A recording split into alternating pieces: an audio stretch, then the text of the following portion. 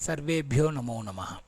एतावता अस्यां व्याख्यामालायां श्रीमद्वाल्मीकिरामायणस्य सुन्दरकाण्डस्य प्रथमद्वितीयसर्गयोः निहिताः जीवनोपयोगिनः उपदेशाः ज्ञाताः। अधुना अग्रे सरामः। निशिलङ्कां महासत्त्वो विवेशकपिकुञ्जरः रम्यकाननतोयाढ्यां पुरीं रावणपालिताम् इति। अथ सा हर्षार्दूलं प्रविशन्तं महाबलं नगरी स्वेन रूपेण ददर्श पवनात्मजम् इति च उक्तरीत्या लङ्कापुर्याम् अनुमतः प्रवेशः। लङ्काभिमानिन्या राक्षस्या हनूमत्प्रवेशे कृतः प्रतिषेधः। तदनन्तरं तयोः संवादः।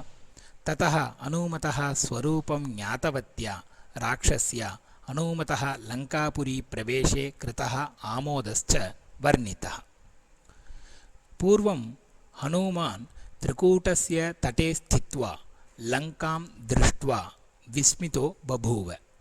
परं समनन्तरमेव यदर्थम् अयं समुद्रलङ्घनाख्यः कार्यारम्भः कृतः तस्मिन् प्रवर्ते इति लङ्कापुर्याः अन्ते प्रवेष्टुम् उद्युक्तः। अथ स्वपुर्याः अन्ते प्रविशन्तं तं हरिवरं दृष्ट्वा नगरी स्वयमेव तस्य हनूमतः पुरस्तात् विकृतं रूपम् ऊढ्वा महान्तं नादं मुञ्चमाना सन्ती कस्त्वं केन च कार्येन इह प्राप्तो वनालय कथयस्वेह यत्तत्त्वं यावत् प्राणाधरन्ति ते इति। एवं परुषैः वाक्यैः किमर्थं लङ्कापुरीं प्रवेष्टुम् इच्छति इति पृष्टवती। तस्याः वचनानि श्रुत्वा हनूमान् सावधानेन हे विरूपनयने किमर्थं नगर्याः अन्ते प्रविशन्तं मां रुद्ध्वा भर्त्सयसि इति तां प्रतिप्रश्नम् अकरोत्। तेन वचनेन क्रुद्धा सा पुनः अनेकैः परुषैः वाक्यैः हनूमतः प्रवेशकारणं पप्रच्छ। तदा हनूमान् वनान्युपवनानीह लङ्काया काननानि च सर्वतो गृहमुख्यानि द्रष्टुमागमनं हि मे इति। लङ्कायां यानि रम्यानि काननानि शोभनानि गृहाणि च वर्तन्ते तानि द्रष्टुम् आगतवान् इति प्रोवाच। तस्य तद्वचनं श्रुत्वा सा लङ्कादेवी हे दुर्बुद्धे माम् अनिर्जित्य इमां लङ्कां प्रवेष्टुं न शक्नोति इति पुनः परुषैः वाक्यैः तं भर्त्सितवती। तथापि हनूमान् सावधानेन मनसा यथा गच्छामि तथैव आगच्छामि इति तां प्रति उक्तवान्। परं सा तदा घोरं नादं कृत्वा तलेन हनूमन्तं ताडयामास। ततः क्रुद्धः हनूमान् महान्तं नादं कृत्वा स्ववामहस्तस्य अङ्गुलीः सङ्कुच्य मुष्टिना ताम् अभिजगान।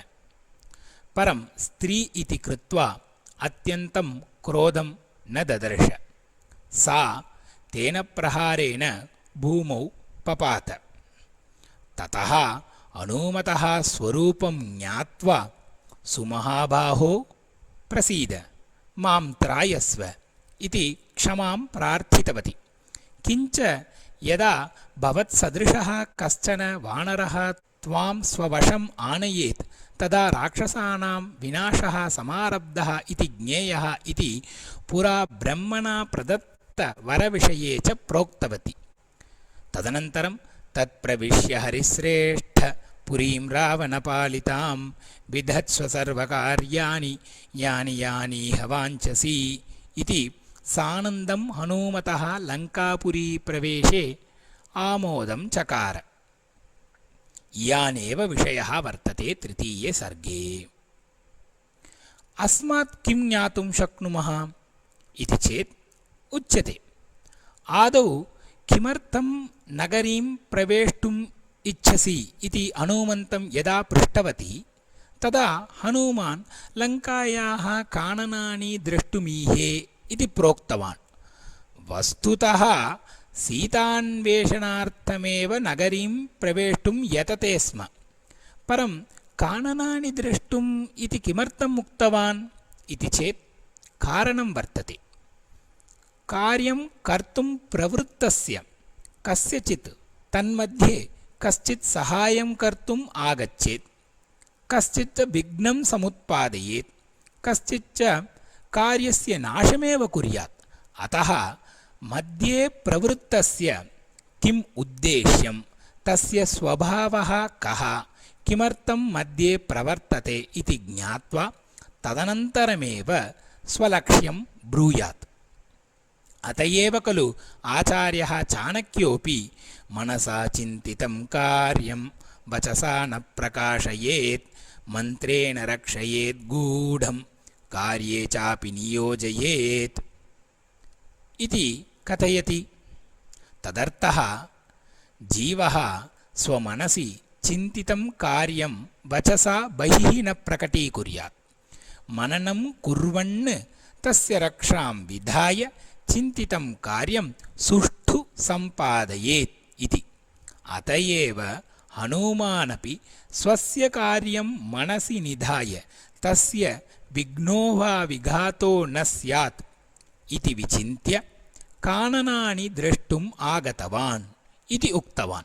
अतः वयमपि तथा भूत्वा कार्यसम्पादने एव शूराः भविष्यामः, न तु कार्यस्य वर्णने। एवमेव स्त्री इति कृत्वा अत्यन्तं क्रोधं न ददर्श इति स्त्रीषु कथं व्यवहारः कर्तव्यः इत्यपि उपदिशति। राक्षसी सती अपि स्त्री भवति इति कारणात् तीव्रं क्रोधं न ददर्श, तथापि अन्यथा व्यवहारं कृतवती इत्यस्मादेव कारणात् जघान। न केवलं स्त्रीषु अपि च सर्वेषु जीवेषु सर्वदा आदौ सामवचनैः व्यवहारः वादश्च कर्तव्यः। दुष्टाचरणे एव दण्डादीनां प्रयोगः विधेयः इति अयम् उपदेशोऽपि अस्मभ्यं लभ्यते। सर्वतः अन्ते स्वयंभूविहितः सत्यो न तस्यास्ति व्यतिक्रमः इति राक्षस्याः वचनेन वास्तविकं महत्तत्त्वम् अस्मभ्यं बोधयति अयं तृतीयः सर्गः। स्वयंभुवा यस्मै जीवाय यद् विहितं सः जीवः नूनं तत् प्राप्नोत्येव। विध्यनुसारं स्वकर्मफलवशात् सुखं दुःखं च आप्नोति जीवः। अत एव खलु अद्यावधि अस्माकं ज्येष्ठाः ललाटे लिखिता रेखा परिमाष्टुं न शक्यते इति इदं वचनं सर्वदा ब्रुवन्तः अस्मत्सु धैर्यम् उद्भावयन्ति। एवं रीत्या कार्यसहचारिणः विषये, स्त्रीव्यवहारविषये, विधिविषये च अस्मभ्यं बोधयति सुन्दरकाण्डस्य अयं तृतीयसर्गः। सिद्धाः भवन्तु। धन्यवादः।